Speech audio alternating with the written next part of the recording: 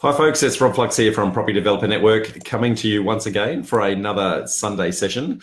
Apologies very much for, the changing time slots of late. I've been doing quite a bit of travel and running a couple of two-day events, which means that the events are finishing at 5 p.m. in the evening, making it quite challenging to get to do a 5 o'clock Sunday session. So we've been doing that a little bit, on the way to the airport or sitting in Virgin lounges, etc., etc. So apologies for those changes in time.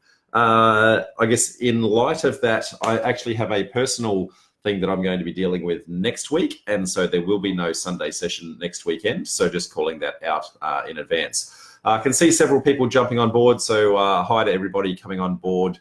Just while we're waiting for a few others to come on board, I might do a little bit of logistics as to some up and coming events that we've got in the next week or two, just so that everybody knows what's going on. Our next meetup event is actually in Sydney, and that's going to be on the 28th of September. That is on the fourth Saturday of the month, so that's not that far away. And then the one after that is going to be in Melbourne on the 5th of October.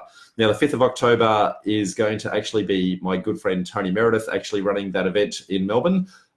Reason being that the 4th of October happens to be my daughter's 18th birthday, and so I'm going to be a good dad and stay home and let her have a party at my house. Yay! Happy birthday, my darling. You do come on board every now and then, so see if you can see the craziness of your dad coming on board there. And then lastly, we've got Brisbane event on the 19th of October. They're the ones that are coming up. Now, while we're talking about Brisbane, I've got some fantastic and really, really, really exciting news. We have been in negotiations with this particular, presenter for the last 18 months for the upcoming Brisbane event on the 16th of November. And that happens to be Brisbane City Council.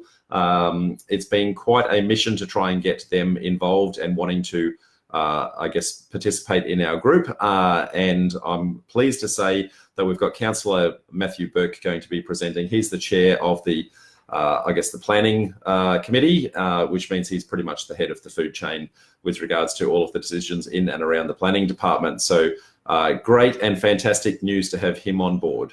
Finally, the last logistical thing is that we've got our Property Development Formula 12-month program is actually going to be starting on the 11th to 13th of October. So anyone interested in that, please reach out and say hi. I can see a number of people, on and saying hello. So Shelley, Baz, Paul, Barb, Adrian, Tony, all say hello. And there's a couple of others that names are just hidden for some reason. I can't quite see why they are, but hi to everybody anyway.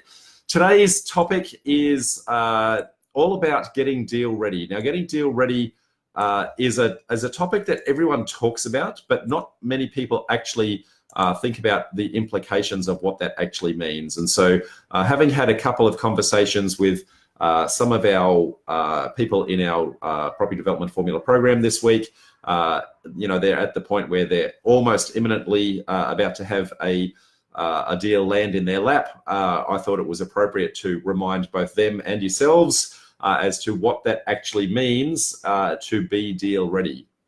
So there are a number of elements that sit in and around that. So some of them sit in and around finance being the most obvious area. So in getting deal ready for your finance, your bank is going to obviously need things like your assets and liabilities actually done, what properties you own, how much you actually owe on those, what the outstanding amount is, what the rents on those, what the interest rate is, etc. So you can actually see whether or not you actually have any equity, whether they be investment properties or whether they be your principal place of residence. All of those can and should actually be captured on that. You should also capture things like your credit cards, any car loans you've got, any personal debts that you've got, etc. So when you give that to your bank or your finance broker, they're going to be, quite comfortable in how and where your asset position is actually sitting. The other thing you should also do is a budget. Budgets are really important for a number of reasons. One, it lets you know what spare cash you've got. Two, it lets you know what some of your I guess, debt levels that you need to service with regards to, I guess, your long-term financial goals. So your 5-year plans with regards to how much passive income that you're going to try and get to, I guess, in the future. And also it's going to help you in handing that to your finance broker so that they can actually understand whether or not you actually have the liquid capacity to service your loans. You're also going to look at how much money you've got physically sitting in the bank, and that's going to go towards, I guess, running the deal and those sorts of things. Now, many of us don't actually have, I guess, the ability to finance a loan. So if you do, they're all the things that you will require. If you don't, there's a couple of other things that I'll touch on in a moment. But assuming that you are going to be applying for a loan, one of the things that I highly recommend is that you actually go and check your credit file. Now, your credit file is, I guess, one of those things where every single time you do any sort of application in any way, shape or form, you get a mark against your credit file. And that could be if you're paying a bill late, that could be if you apply for a credit card, it could be if you apply for 90 days interest free. All of those things get added to your credit file and they tally that up and you get a score. And so when you're actually applying for a loan, the bank goes and checks that credit file and determines what that score is and whether or not you're a high risk person. You can actually subscribe to your credit file. So it's actually legal that they have to give you a copy of your credit file once a year. However, there are also services that are paid services that if you subscribe to those credit files, you actually get alerts every single time somebody touches the file, which means that the instant something happens, you can actually go in and clean that up and get your score as high as humanly possible. Now, there are a number of people that actually provide that service. I use one called Equifax. They were previously under the name of Vida. It costs about $85 per year, and I get access to that file anytime I like. That allows me to then go in and check what issues and challenges I may actually have on there and go and approach those providers to actually have those black marks removed. So hypothetically, if, for example, I didn't pay electricity bill a number of years ago, that may have actually hit my credit file. That allows me to then go in and approach that provider and say, hey, I've had a really good run with you. I've cleaned up that bad debt. You can clearly see it was a one-off transaction. Can you please clean up and remove that from my file? So that's really important to go and actually do that and clean up your file completely. The other thing I would highly recommend with regards to your credit file is that you don't actually sign, when you're actually applying for finance, you don't actually sign the privacy statement on the loan. What that means is that the bank is not legally allowed to actually check your credit file, because every time they check your file, it becomes a mark. So if you're going to multiple banks, they're going to see that, you know, bank 1, bank 2, and bank 3 have all gone and done a search at the exact same time, and that may make some banks quite wary. And so what I do instead is, because I subscribe to my credit file, I actually provide my credit file to the bank and say, I am willing to sign the privacy statement if and when my loan is actually approved. And so they'll give me a conditional approval. And so then I can pick and choose the best rate, the best terms from the best bank, and only allow one bank to actually go in and hit that credit file, and only after they've actually approved the loan. So I know that I'm not going to get any false positives on the account, which is always, I guess, a fantastic thing to do.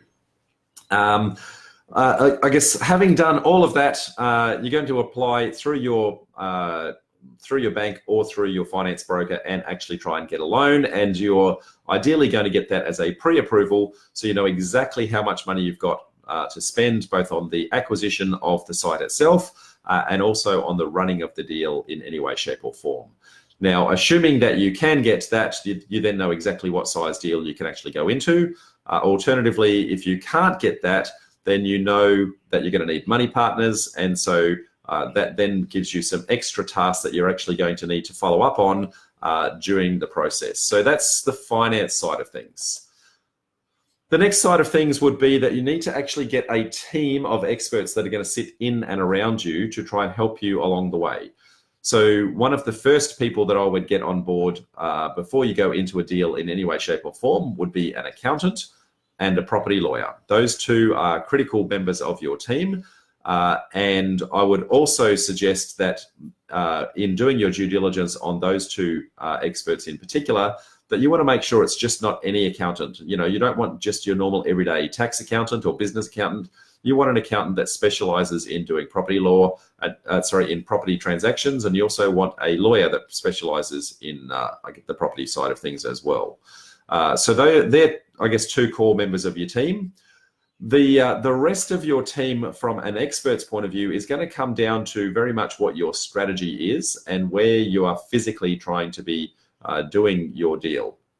So you know that I harp on the fact that you should always specialize on one particular strategy and one particular area. So you want to make sure that your team is an expert in your strategy and an expert in your area. So I would be looking at who is a town planner that specializes in my strategy and in my area. Now, there might be other town planners who are experts and may be much better resourced, but if they're not an expert in my particular area, they don't know the rules and regulations of my particular council, then that's not much of a good fit. So you want to make sure that they are experts in your strategy and experts in your local area. So that's the first thing. Other than the town planner, the next person you're going to want almost invariably is a civil engineer. Civil engineer is going to help you with things like your sewer, your stormwater, whether or not you need to deal with any overland flow issues or flooding issues and those sorts of things. They're going to help you very much in that, and what is called a legal point of discharge, so which is getting the ability to get stormwater off of the site. So they're going to help you massively in those regards. You're also going to need a surveyor.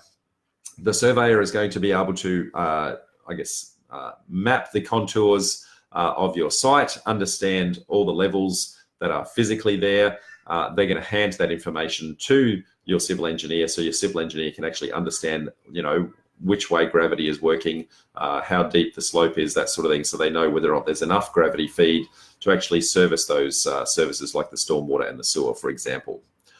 You're also going to potentially need an architect depending upon what your strategy is. So if your strategy is to build anything in any way, shape or form, whether it be a house, whether it be a townhouse, whether it be some unit complexes, then an architect is going to be required. If you're not using if you're not doing anything that involves construction, you may not require an architect. So if you're doing land subdivisions, for example, then you may not need an architect. So architect is quite dependent on strategy. There are a number of other team members there that you would grow on that are very much dependent on the site itself and the analysis that you're going to find on the site. And so I would flex with the rest of the team. So those 5 core members that I mentioned before, 6 core members, the accountant, your lawyer, your town planner, your civil engineer, your architect, and your surveyor, they're going to be pretty much required on all of your deals, and all the other team members are going to flex per site, depending upon the issues and challenges that need to be solved. For example, you may need a traffic engineer if you're doing something on a main road, or you may need an acoustic engineer if you're near a train line, or things along those lines. So what you'll find is that your town planner and your architect are going to be the best sources of finding the extra assistance that you're going to require along the way for those additional team members.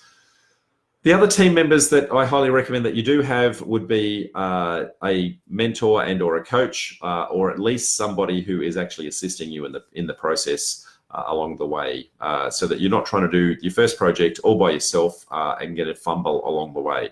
Now, many people that provide those services have a fee and a charge associated with that, but how I would put it to you would be to say that if you don't have somebody sitting over your shoulder, are you going to make mistakes, and is the cost of the mistake more expensive than the cost of the mentor along the way? So consider it like an insurance policy, and you're actually going to learn from that along the way as well. So great assistance in that process. Of course, there is a small bias in that regard, in that I do offering mentoring services, but you can take that with a grain of salt. The next thing that you want to worry about, having spoken to both your accountant and your lawyer, the next thing you want to be looking at is your entity structures as to how and what you're actually going to be doing with regards to, are you going to be using a company? Are you going to be using a trust? Is it a corporate trustee on a trust? Are you going to be using cascading entities? There are a number of different ways that you can actually carve up a deal. And how you go into your first deal, it may be completely different to how you go into your fourth or fifth deal when you've got a number of projects actually on the go. Whereas if it's the first deal, you may go for a very simple structure. And by the time you get to running 3 or 4 projects at a time, you may have a number of what they call cascading entities, where one entity distributes cash down to another entity, goes into a bucket entity, and then you recycle the cash that way. The reason for that is that there are a number of issues and challenges that entities actually solve. One of them is asset protection, and one of them is tax minimization. And so when you go speak to your lawyer, they're going to give you fantastic advice and excellent advice in and around asset protection. But they're not going to be able to speak very well about the tax minimization. When you go into see your accountant, on the other hand, they're going to be able to give you fantastic advice in and around your tax entity tax minimization side of things, but they're not going to be very well versed in the asset protection. So depending upon how and where you are in the cycle, depending upon how many assets you need to protect, depending upon how much cash you've got in the kitty, tax minimization may be more important to you at one stage, and asset protection may be more important at a later stage. My guidance to you is that asset protection should always be an important part of the process, especially if you're doing construction, because there is ongoing liability that sits with you well after the project has actually completed. And so the ability to have asset protection that stops that daisy chaining into other projects or other assets that you actually own is actually quite important. So make sure you talk to both the lawyer and the accountant to get advice on that, and understand that they're actually going to give you slightly conflicting information like that. So what you've got to work out is, what is the right blend that I need of those structures to actually get it together. Now, it is quite a complex, I guess, topic, and probably one that's worthy of its own Sunday session in and of itself. But remember, I am neither a lawyer nor an accountant, so I can't really give advice on it. But what I can do is give you my personal opinion based on my experiences to date. The other thing that I would say is, whatever the entity that they are going to give you is, whether it be a company or whether it be a trust, likely the trust, if they recommend that, is going to have a corporate trustee, which means that there's going to be a company involved in some way, shape or form. Meaning that when you go to create your company, you want to make sure that your company name that you want to go with is actually available on your on the ASIC company records. So if you do an ASIC company search, you'll find out whether or not that company name has actually been used somewhere before. What you really want to do is, 1, know what the entity is, what the structure is going to look like, and 2, actually have that naming convention known up front, because the day you go to sign the contract, you need to know what that entity name is to actually put it on the contract. Depending upon the state you're in, it is not an easy process to do I guess a replacement of entity name. So trying to get that right day one is quite critical in the process. So I highly recommend you get that advice up front and know what that is. Now, whether or not you set the structure up in advance or whether you set the structure up on the day or not really comes down to the advice that you're going to get from your lawyer and your accountant. But I have found that once I've gotten my advice from, I guess, those two in particular, I then sanity check the advice, the advice the accountant gave me with the lawyer, the advice the lawyer gave me with the accountant, and I get the counter position of those. I land on a position, I get my naming structure ready to go, I do my searches, and I may not necessarily create that entity on day one. What I do know, though, is what that entity is going to look like. I know what the entity is going to be named.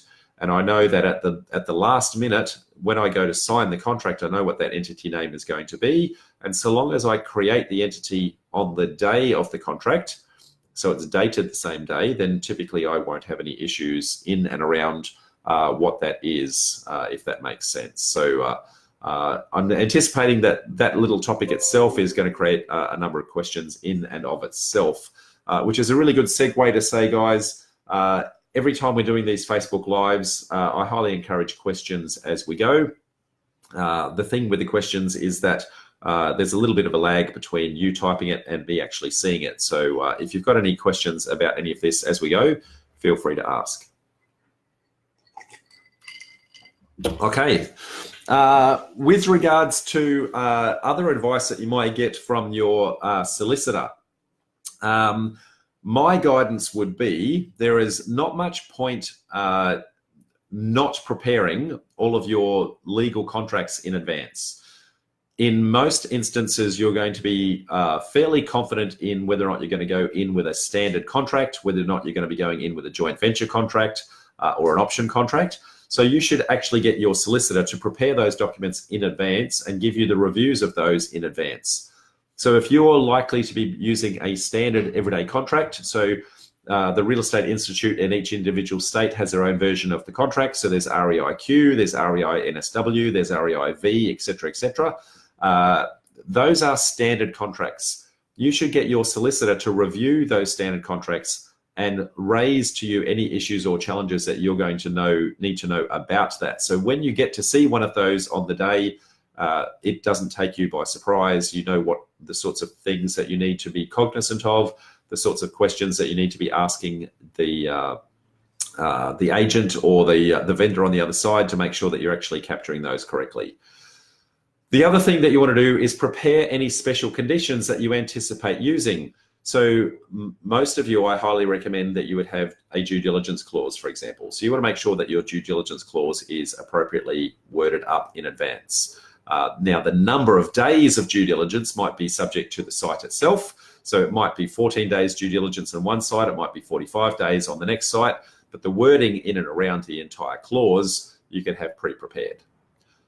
You may also want things like early access, so that you can actually go in and install civils, for example, or maybe remove some trees and things like that. So you might have those clauses already pre-prepared and already written up. So when an agent comes to you and says, hey, I've got this contract to sign, you say, that's okay.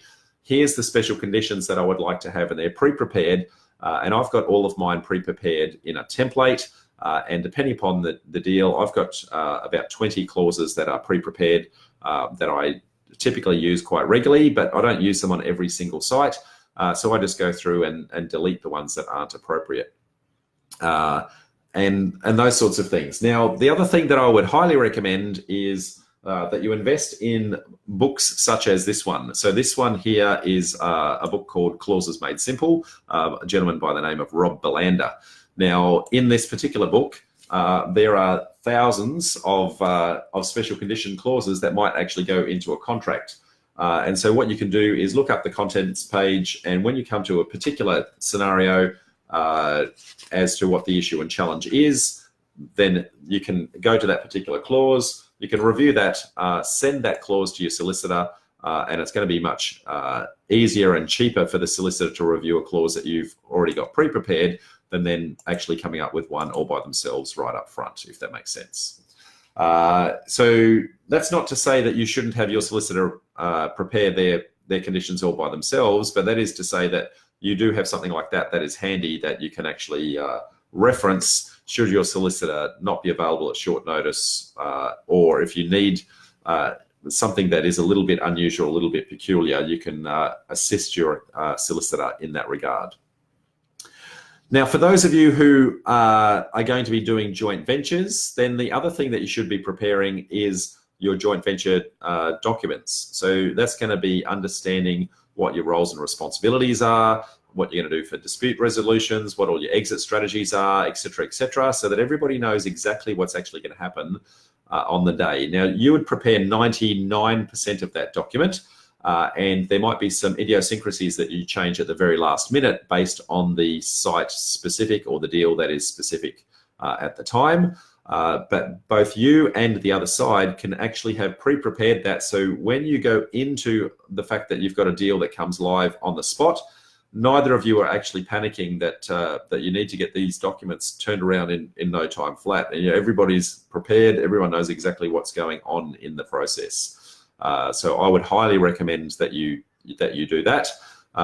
The way I prepare my documents is I actually template them. So I have like a 40-page joint venture document that's quite thick.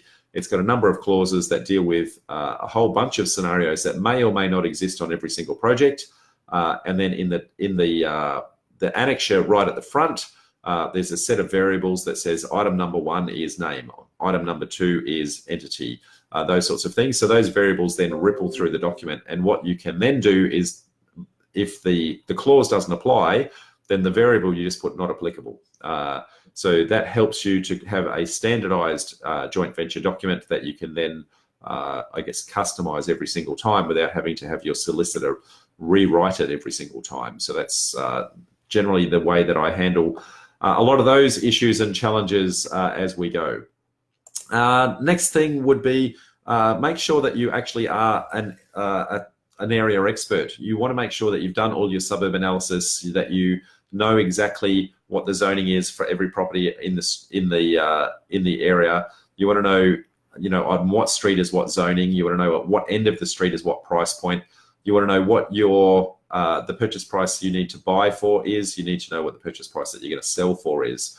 You need to also know the demographics of the area. So, are there enough people looking for the kind of product that you're going to be creating, and what is the supply and demand and your competitors, et cetera, et cetera. So the point being that when an agent or a vendor gives you a call and responds to one of your letterbox drops, or, a property comes on the market, you are instantly able to react and respond rather than react. So when you're responding, you're coming from a position of power, position of knowledge, and you can actually, give the right advances very, very quickly and be able to act very quick. We want to be in a position where within hours, we're in a position where we can actually make offers on our sites, take them off the market to get everyone else out of the way. So that's kind of the what getting deal ready is, folks. At this point here, I'm going to hand it over to you guys to say, have you got any questions in and around all of that? So knowing that I've been prattling on for a little bit, I'm just going to take a quiet sip and wait for the questions to come rolling in.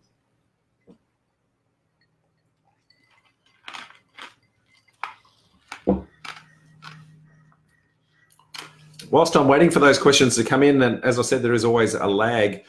For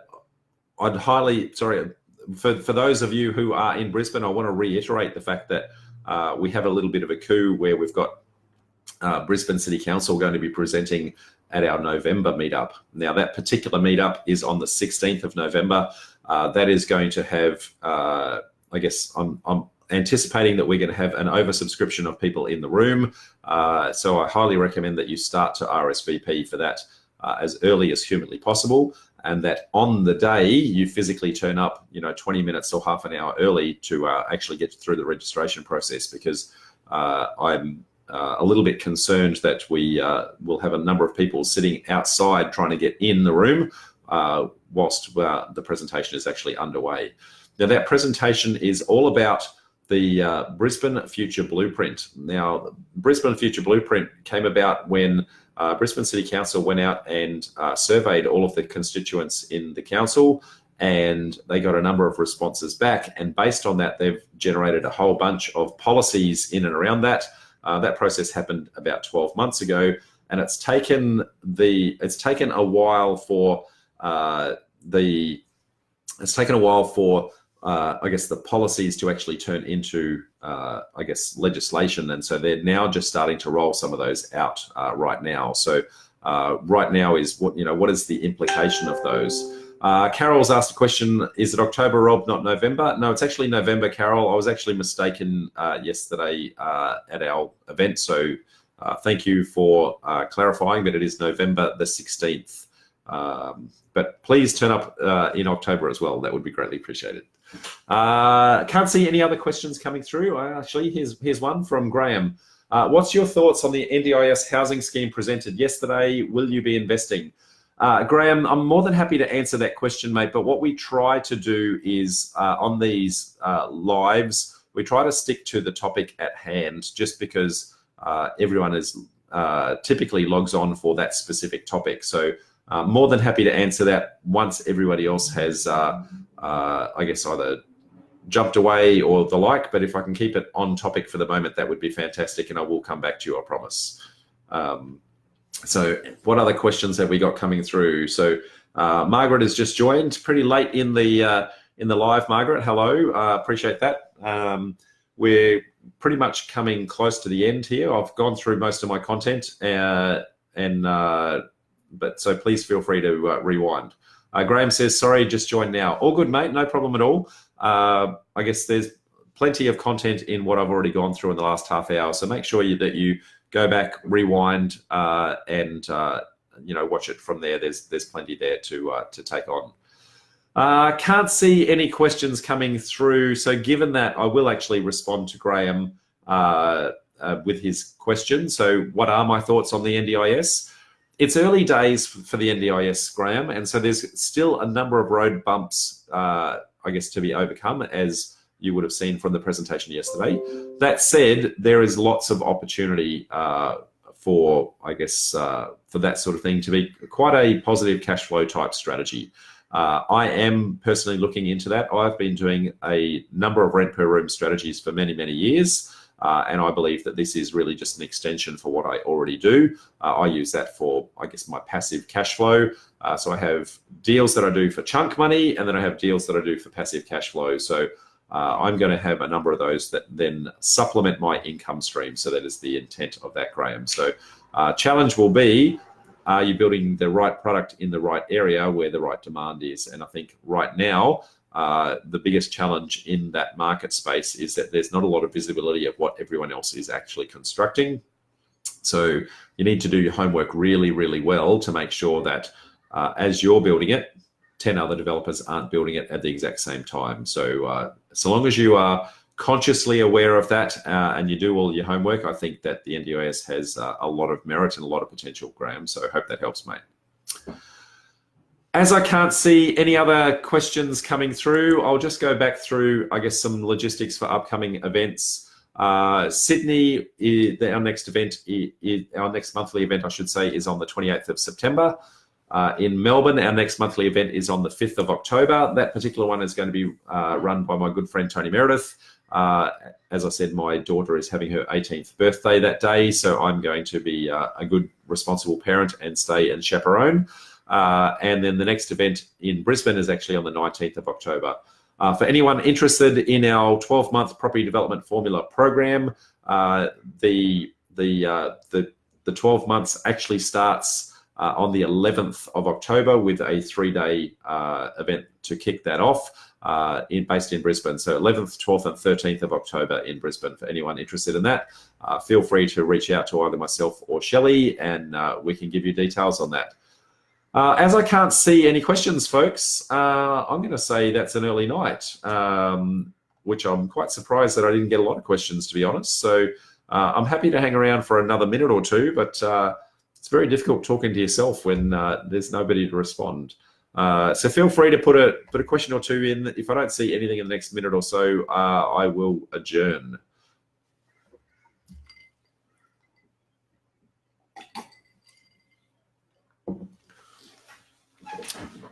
Well, I can't see anything coming through, folks. So that being the case, I am going to bid you all farewell. So make sure, for any of you who are looking to get into your first deal, that you, I guess, do all of the things that I have said in this presentation with regards to getting deal ready. Make sure you are an area expert. Make sure you are a strategy expert. Make sure you've got somebody sitting over your shoulder, whether it be a mentor or a coach or somebody who's actually done the work themselves. Make sure you've spoken to your accountant. Make sure you've spoken to your lawyer. Make sure that you've reviewed all your contracts and your special conditions. Make sure you've got your finance ready with all of your assets and liabilities and budgets and all those sorts of things set out. And make sure that you've had all of your legals reviewed. So and that you've got an excellent team that's going to sit in and around you. If you've done all of those things, then you are indeed deal ready. And when that first deal comes along, you are ready to pull the trigger. So till then, folks, bye for now.